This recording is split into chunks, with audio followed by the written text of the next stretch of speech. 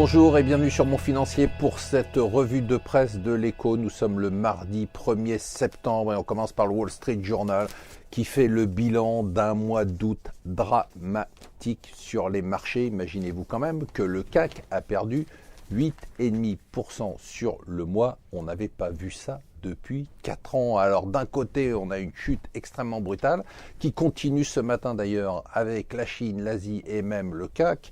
Et on a de l'autre côté le Wall Street Journal qui titre sur le bull market du pétrole. Oui, vous avez bien entendu le bull market parce qu'en fait, le pétrole, comme vous le savez, s'était effondré jusqu'à lundi dernier. Depuis, il était passé quasiment à $40. Depuis, il a repris 20%. Hier, la hausse s'est accélérée. Le Financial Times, lui, s'intéresse aujourd'hui aux pays émergents et nous donne une analyse qui est assez passionnante. Il dit quand un ou deux pays baissent leur monnaie, eh bien, ils deviennent plus compétitifs en matière d'exportation.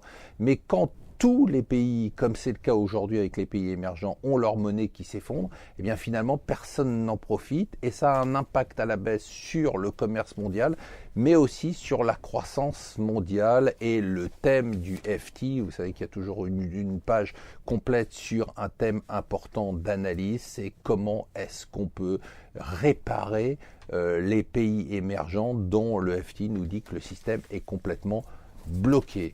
On a les Échos qui nous donnent une révolution, hein. On peut parler de révolution parce que quand Sanofi s'allie à Google pour tenter de traiter le diabète de 400 millions de personnes dans le monde, eh bien c'est déjà un grand pas vers le futur. Il va se passer quand même des choses absolument incroyables.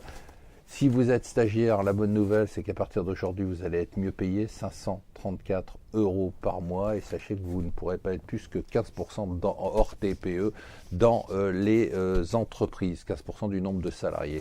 Une fois de plus, sur un sujet cette fois qui n'est pas économique, la voilà qui reprend de façon assez surprenante le flambeau de l'Europe. C'est elle qui mène l'Europe d'une main de maître. Elle a décidé qu'il fallait accueillir les migrants.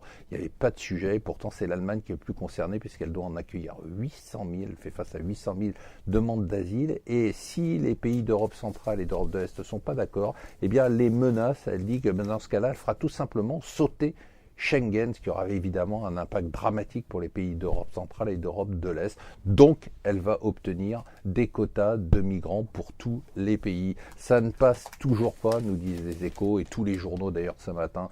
Les 13,7 millions de primes de Michel Combes ne passent pas. Il faut quand même savoir que quoi qu'on en pense, Alcatel est une entreprise privée et que le gouvernement qui se mêle de ça n'a rien à foutre là-dedans.